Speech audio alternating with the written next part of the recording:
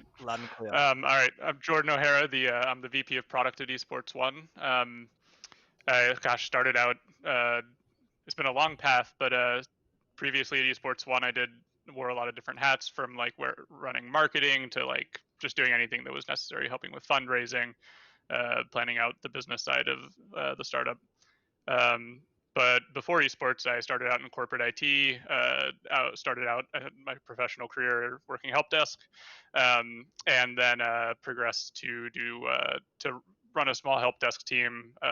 Did some work for like defense contractors, doing like systems administrator sort of stuff, and then decided it was time to move from more of a. I knew I liked technology, but it was time to move into an industry I was a little more passionate about.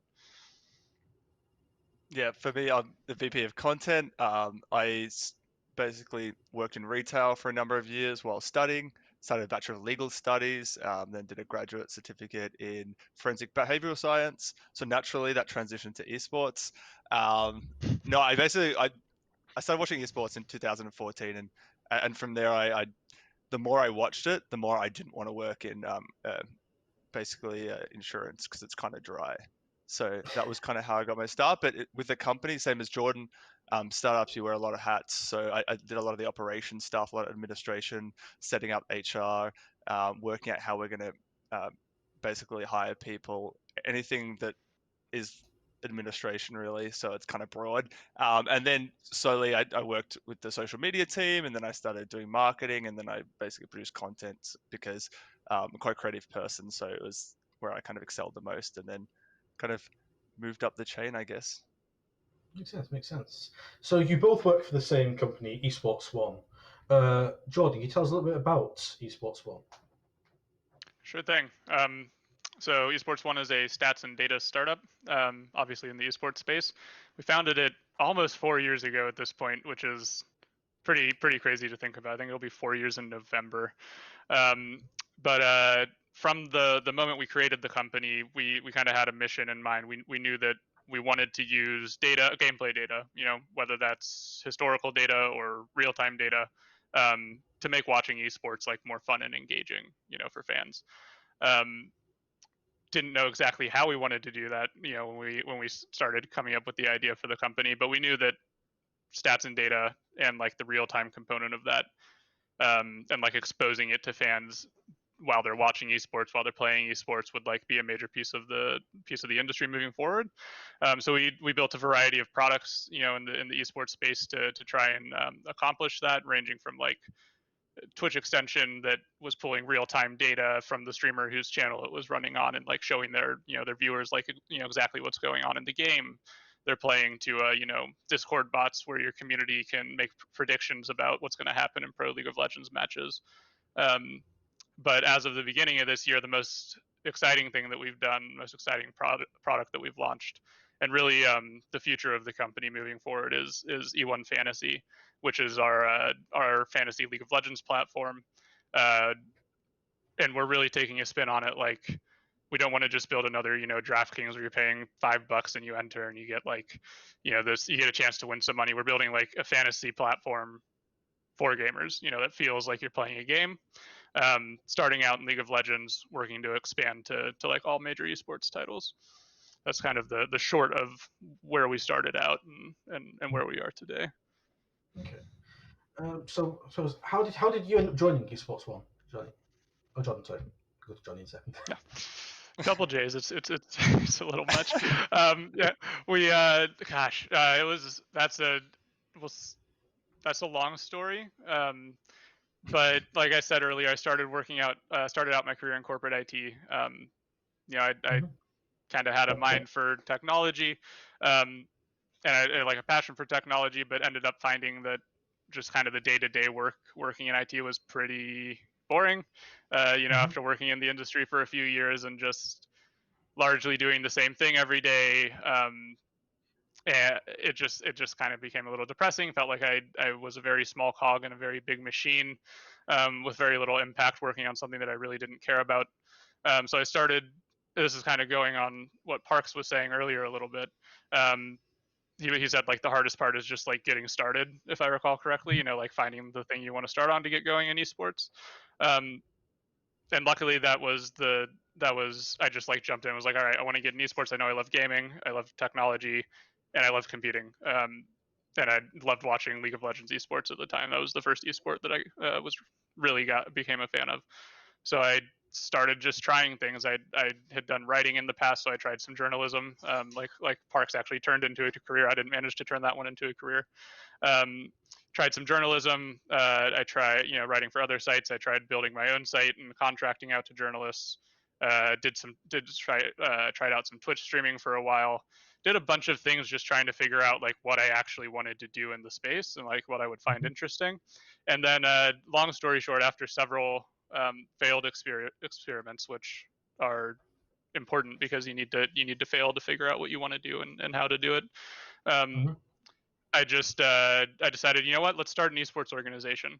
That's going to be probably pretty easy and fun. So this was back in the day before franchising. This about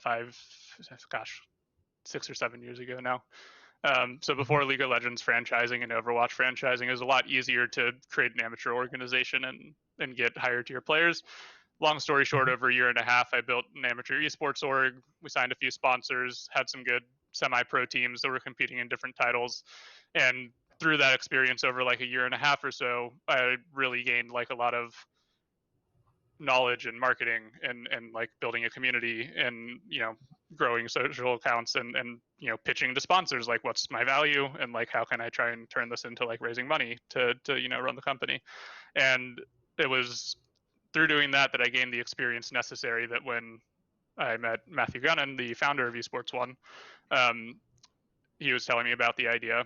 We chatted about it. I was like, you know what, super interesting. I'll just start helping you out on the side for fun. And when he ended up taking the idea from idea stage to let's try and raise some funding, he asked me if I wanted to come along and help, and I did. And then that was the end of IT work for me. So really, there from day one. Yeah, Really interesting. the savior, getting away from the desk. Similar for me, I think a big driver was finding a passion, finding something you enjoy. I started in esports when I was 28, so I started a little bit later. I already studied. I'd been working full time, and it kind of clicked to me that you really have to be doing something that you enjoy. And if you're doing something you enjoy, to me personally, the money matters a lot less because you spend so much of your life working. And so when I started back in, I think 2014 was my first exposure to esports, and I was watching TI. I think it was TI 4, and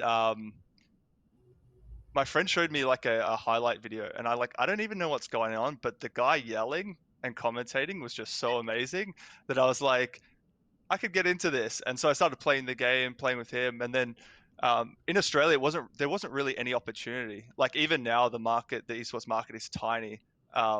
It's always growing, but there's a lot of, I guess, competitive sports or esports, and there's such a small population. So I didn't consider it a career. And as I started watching more and more, it got to started in 2016. I'm like, why don't I give it a crack? And I actually, just like the other two, did some esports journalism.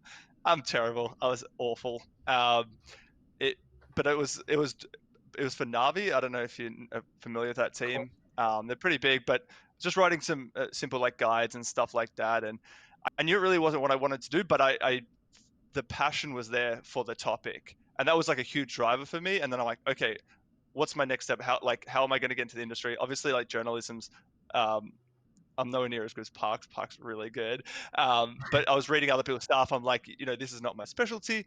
So I went onto LinkedIn and actually joined some esports business groups, and I saw this one random comment. It was just a random post from a random guy I had no idea, saying, working on a project, need some help.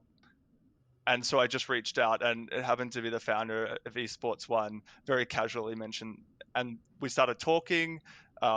He interviewed me, explained what they were doing. I still really didn't know, to be honest. I'm a risk taker, because when I know the general direction where I want to go, I'm happy. I'm like flexible to be able to do whatever needs to be to get there.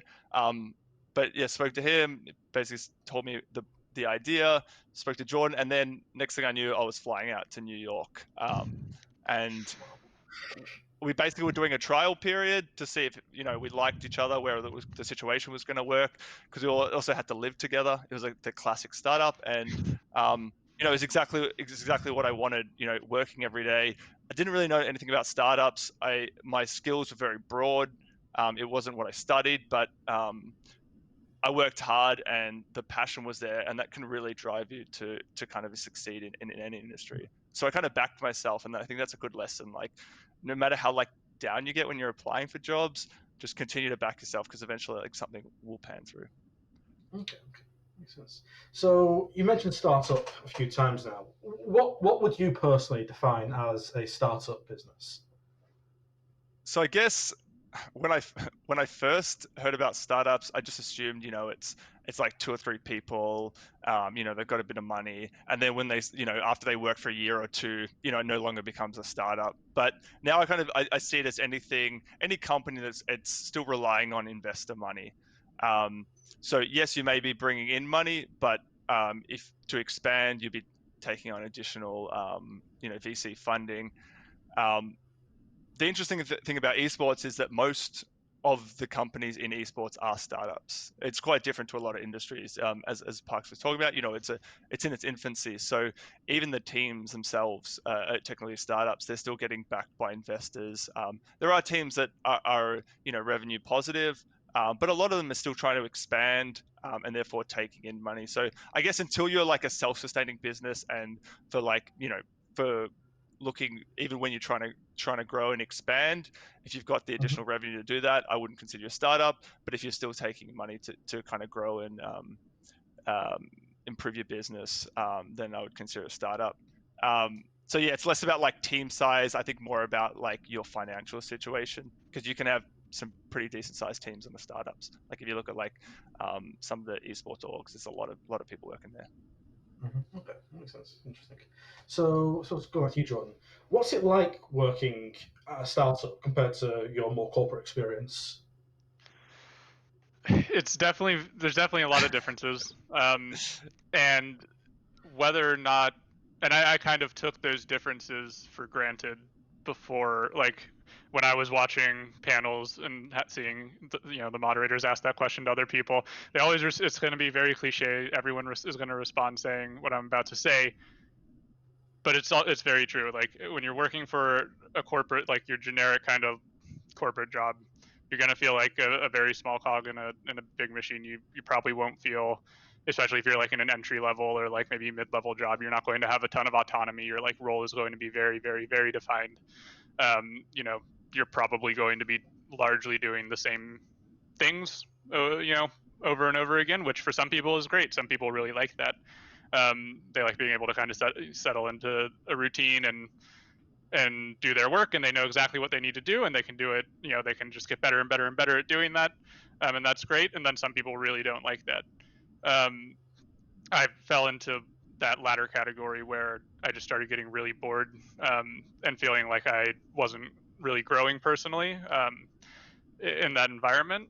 And that's the flip side. One of the flip sides working for a startup is, as Jonny was touching on, you have a much smaller team size, so you're going to need to be wearing a lot of different hats, and probably learning how to do things that are outside of your role, and like doing things that if you had that marketing role, for instance, at a corporate job, the marketer probably wouldn't be doing these tasks, like defining some product stuff or like working on the business plan. But at a startup, there's 5 of you, and maybe that'll fall on your plate. And another big piece is like,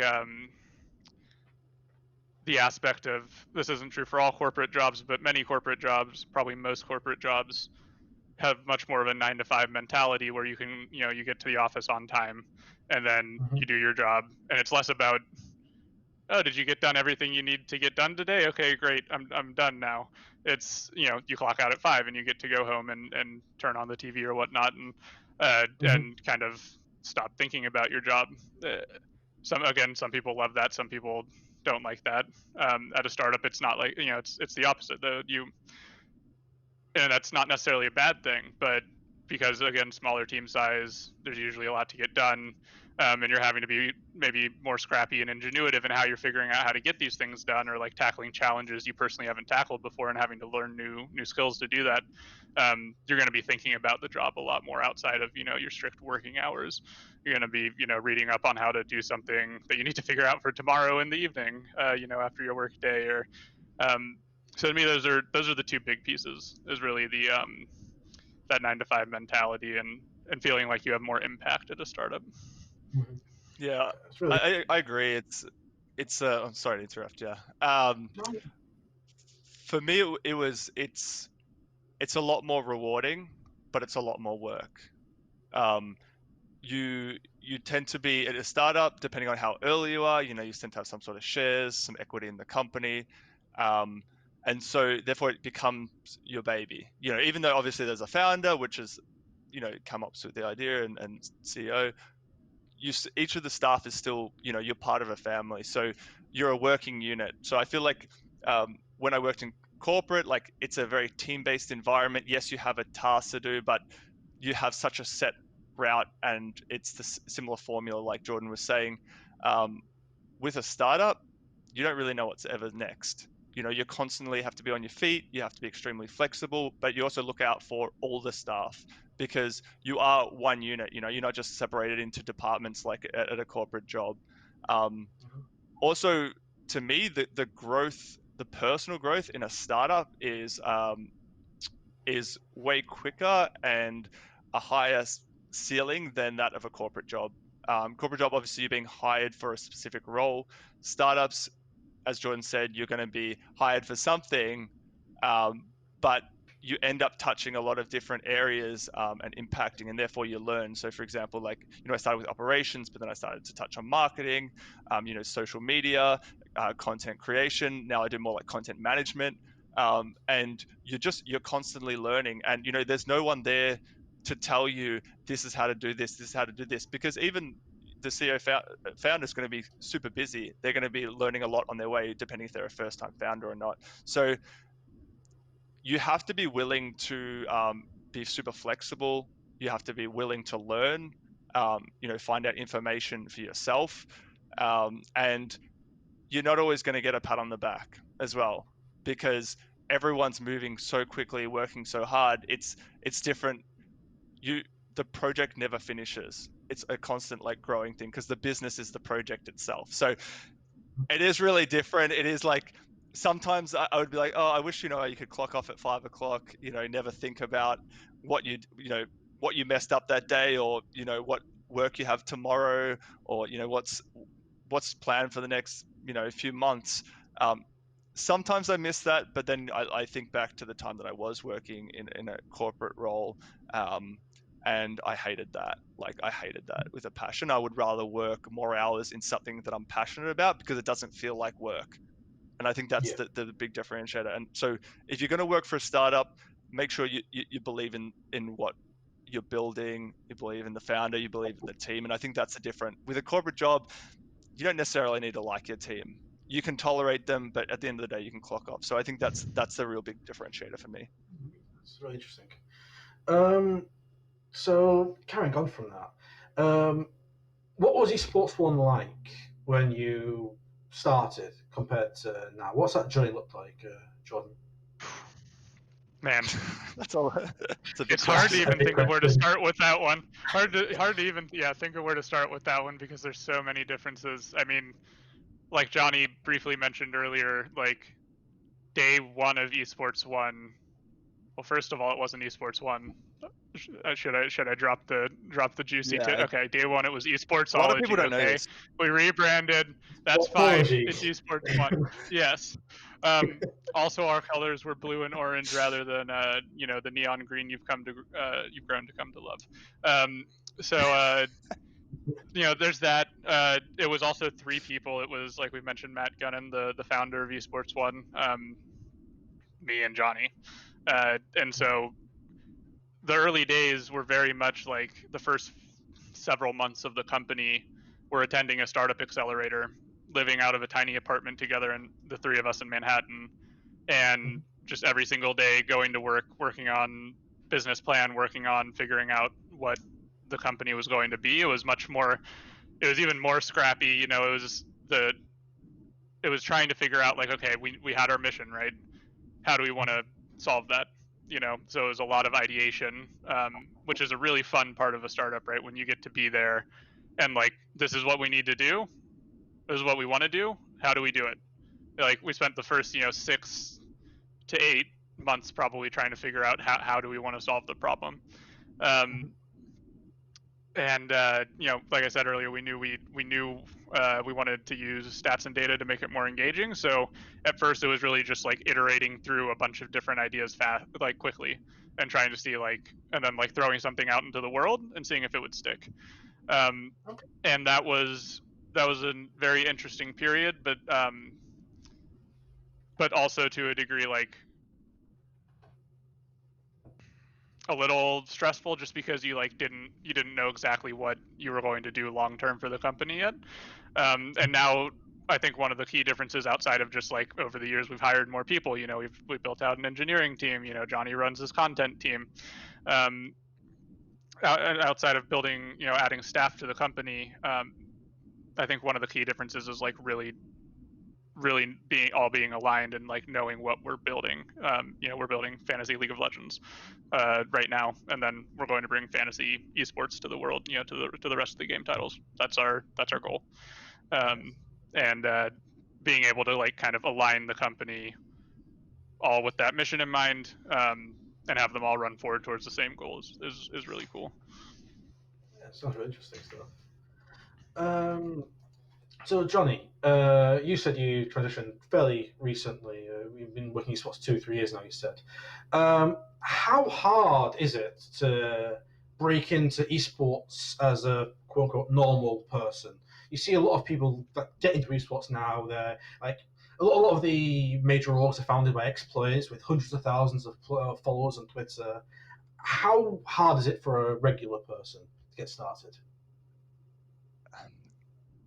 I think, look, it's not, I wouldn't say it's easy, but then I wouldn't say getting any job is easy, right? Especially breaking into the industry, into a new industry. But it's super obtainable. That's the other thing.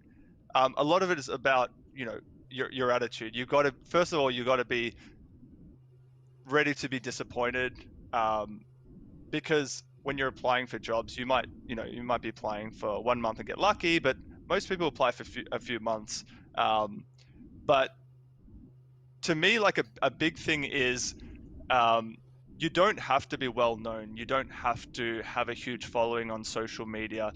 That's for the content creators, and I think it's a common misconception in esports that you need thousands and thousands of people, because realistically, you're not going to get thousands of followers unless, one, you're a content creator or you're someone really high up in a company. And so I would remove that out of your mentality. Follow account doesn't mean you are going to get into esports. You're going to be super successful unless you're on the content creation side, where you are your own product. To me, when you're trying to get into esports, a really good way to start is to kind of just start to build your network, and don't try and hit top tier streamers. Don't try and befriend top tier streamers, because they get so much outreach, it's insane. And to them, they only want to be approached by people offering them something. So when you're building your own network and you're trying to get into the space, my advice would be, connect with the people that are, maybe, don't have a ton of followers but work in esports organizations that do, random roles, and start engaging with them, like social media managers. Because yes, the account might have, hundreds of thousands of followers, but they might only have, 1,000 or 2. People, especially if you know kind of what you want to do, say you do want to go into marketing, start following all the people that work in the marketing departments of all these organizations. Look around for startups who runs marketing, start engaging with their posts, asking them questions. People are very approachable in esports. The industry is really young. It's growing. A lot of people have gone through the same struggles as the people trying to get in. How do we get in when I don't have an expertise in the industry? So for me, just put yourself out there. Don't worry about getting a mass following. Just get quality connections, because the quality connections are going to be the ones that pull through for you. So obviously Parks was on. Parks has been one of the best connections that I've ever made. we met through Esportspedia back in the day, and we've helped each other a lot throughout the years, like whether it's been like, staying on each other's couch, or it's like working together on a project. And he didn't have a massive following at the time. I didn't have any following. I don't think I even had a Twitter account. And we were able to work together, and that's helped me like grow, helped me build our network. He basically introduced me to the LCS. So we started doing a few interviews with through our company when I was doing early content creation for us, and he invited me to the LCS, helped me register for a press pass. I basically sat in interviews with him because I'm like, I've never interviewed a pro player before. Like, I'm like way too scared, but we want to start doing this for the company. And so to me, it's like, it's the quality of connections. So there's quite a few people we have in our E1 Fantasy Discord that are now connecting with each other, connecting with us. We're pointing them in directions, and so just kind of getting into Discord is another really good way, because you tend to have the whole staff of an organization in a Discord, and that's the way to do it. But don't hit the top tier streamers, the CEO. They're going to be super busy. Go for the less high up people, because that doesn't, just because they're not getting paid the big bucks doesn't mean they're not going to be helpful. They're not well connected, that kind of stuff. The two platforms I would say that's really important for esports is Twitter account. A lot of businesses and a lot of professionals will use Twitter in esports as their kind of professional account, which is kind of weird because not many other industries do that. They use it more to like push out content rather than to like engage and to network. But esports Twitter is absolutely massive. I never liked Twitter, and then I got involved with it because everyone had one. And in esports, I think it's a really nice community. It's actually really positive. Um, but don't go into the politics side of Twitter, because that gets so nasty. And LinkedIn is really important. So many. Anyway, I'm not going to get into that. And LinkedIn's really important. So LinkedIn is your professional account. That's basically like a stationary resume. So if people are looking for certain people, you can connect with people there. One thing I would say is do not go for mass contacts. Go for quality contact. I did this at the start, and I think Jordan did this too, where we would just accept everyone. If someone had esports in their name, I'm like, yeah, I want to befriend this. But realistically, if you reach out to a random person with no context to connect, they're not going to be a valuable connection. So find the people that you want to connect with. You don't necessarily need to know exactly what you want to do as your end goal, because you don't need an end goal. It's just what you want to do at this point in time. So you want to get to marketing, you connect with marketing people, and don't just add them as a friend with no context. Ask them a question. How did you get into marketing in your company? What are some tips how I can improve my own LinkedIn to be more appealing for people hiring for marketing? So I think a lot of it is connecting, reaching out to people, be friendly, be inquisitive. Like we've made hires based on people just pitching us stuff, like highlighting anything that we didn't know we needed, right? Because this is, as I said, that like a lot of esports companies and startups, and not all the startups know exactly what they need, right? Everyone's working hard in a company, but we might not know that there's a problem that could easily be solved by something because we're working on this. So we had the past few months, we had a guy reach out regarding esports calendar. He's like, I love what you're doing. I would love to like make this little change. I think it would add this value. He pitched us this idea, and now he's working for us. So I think Parks mentioned it as well. Creating content, creating value, like showing that you can add value to a company is hugely appealing.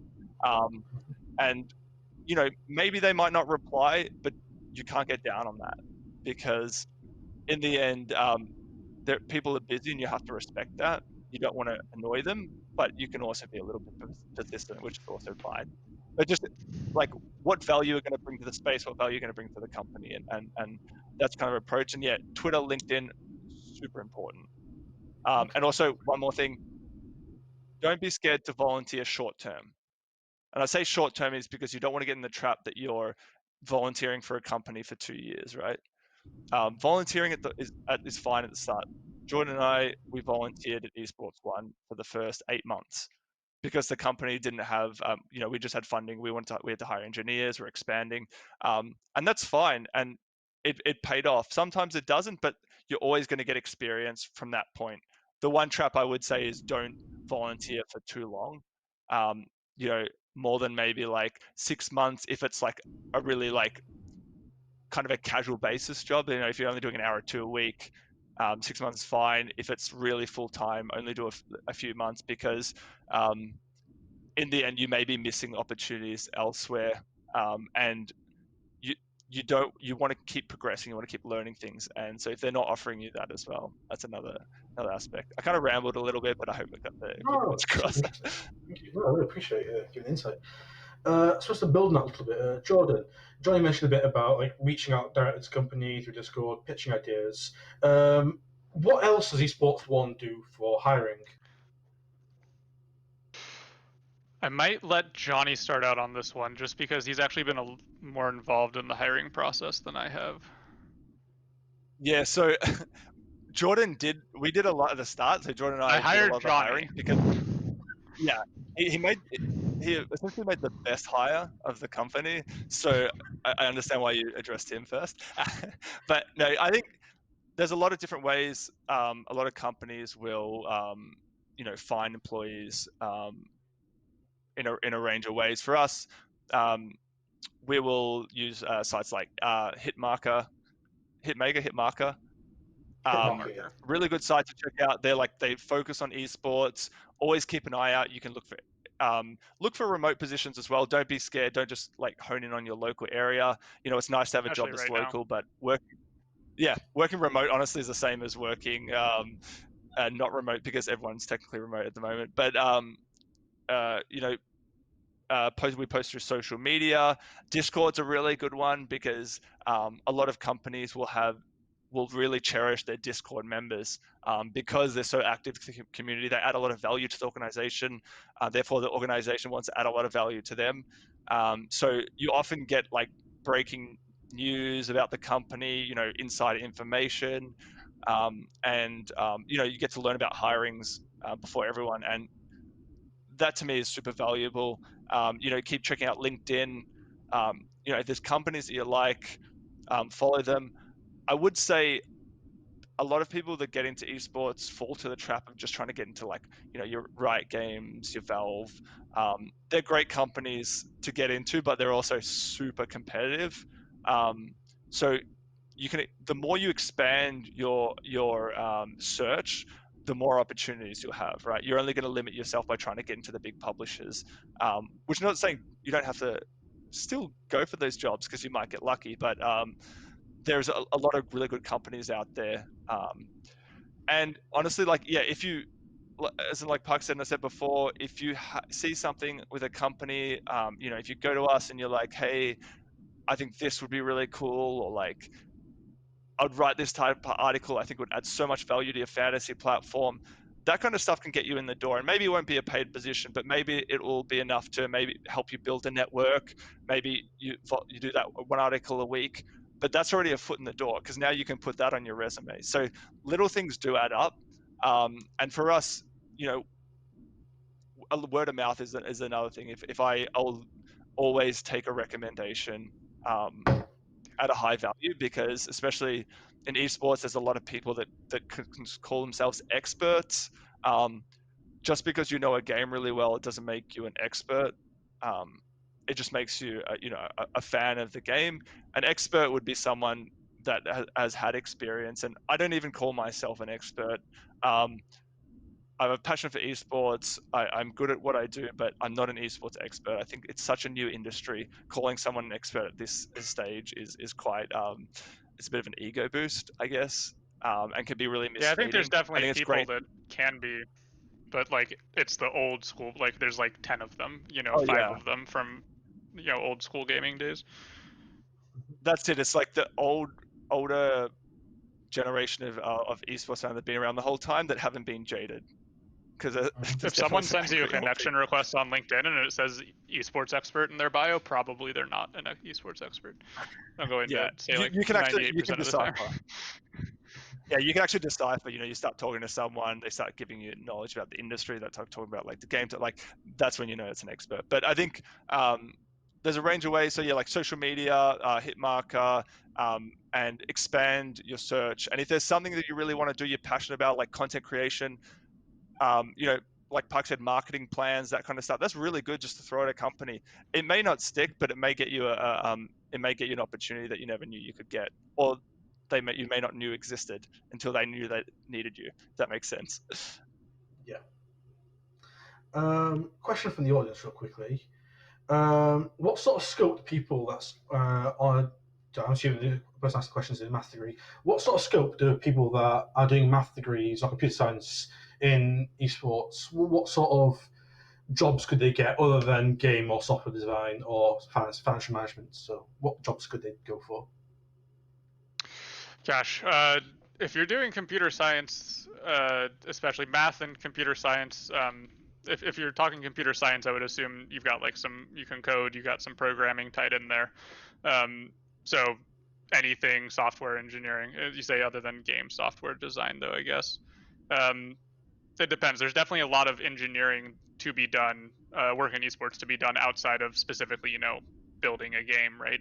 Like Jonny was saying, if you kind of pigeonhole yourself into the Riot Games, the Blizzards, the Valves, you might end up working on financial systems or, game software design. But there are, like Jonny said, a billion esports startups out there, whether they're organizations who are now also starting to build their own software products, or esports startups like ours that are specifically just building products in the space. Tons of engineering jobs, not to mention outside of engineering, if it's more math focused. On our team right now, we have someone that does a lot with I forget his degree, but he's a PhD something in AI and maths, and he's just insanely smart. He does all of our artificial intelligence modeling, and it's work that he does that goes directly into powering like how we scale like fantasy player salaries on the website. He's the one doing all the work in the back end to ensure that like how we are collecting our data and cleaning our data and calculating what we're presenting to the users is like all correct and as valuable as it can be. Definitely a lot to be done for math degrees in like the data science realm in esports. Yeah, I think like it's not different. It's not different to other industries. So like jobs are still the same. I think just because it's in esports doesn't mean it's like a unique job only in esports. We're still a tech company. We could be applying this stuff to traditional sport, other type of data related. But so don't get in this mindset that, oh, I need to find something specifically for esports. Like general jobs that are available in all industries are often available in esports. So like learning, marketing, engineering. Maybe you're not working on esports products, but you're developing your skills. They can be applied to esports. So I guess that's like one thing people get focused on, like, oh, I'm looking for specific jobs in esports, but esports is just another industry. It's technology. So there's a lot of jobs out there. A lot of stuff going back to like the maths degree. Sorry, Tony, but the maths degree. Jupido from the chat. There is a lot. People that are good in math degrees, again, on the data science side, there are a lot of jobs that come available in like analyzing business data. So like, analyzing how well marketing campaigns are running, like kind of business analyst sort of jobs you might be able to look into, or data science as well. But like, yeah, analyzing like how marketing campaigns are performing, or like it's slipping my head. There's stuff in the financial realm with that as well, or like tracking like user signups from across all your different sources and like making sure that like being able to gain insights through the data that you're seeing to provide like insights to the business to help them grow is like just a huge realm of jobs in kind of the math field, I guess. Okay. hopefully Egypt was listening, because that is some really useful advice right there. I suppose in closing, do you guys have anything you'd like to let us know about that you're working on? Anything coming up, or anything you'd like to plug at all? Should I go? Yeah, you got it. All right. So if you love League of Legends and you love Worlds, well, we've got great news for you. Now, we Fantasy Worlds. If you watch League of Legends esports, or you love fantasy, um, we have League of Legends Worlds Fantasy coming up. Lineups will open on the 21st. Fantasy.esports1.com. I have to say, if you've never played fantasy or don't know League of Legends, it actually doesn't matter, because it's a stats-based game. It does help knowing it because it makes it a little bit easier. But I actually got my brother and a friend from back home that know neither, and they really got into it, and they actually started to like the game because of fantasy, because it creates an extra element of enjoyment when watching these games, but it's also a game within itself. And so I really recommend checking it out. We put a lot of work in. It's really authentic to the space, and to the game as well. We try and make it as fun. And if you join our Discord as well, which is discord.gg/E1, /E1. there is that right? Yes. There is an awesome community there. If you want to connect with people, if you want to learn what fantasy is, if you just want to talk, I was going to swear, but talk random stuff about esports or League of Legends, or even just connect with Jordan or I, we're in the server. Join us, say hello, and we're always happy to answer questions about career and stuff like that. Careers. Well, thanks very much, guys. It's been really interesting to chat to you today. I really appreciate giving the time and sharing your experiences with us. Thanks for having Thank you us, for having Jonny. us.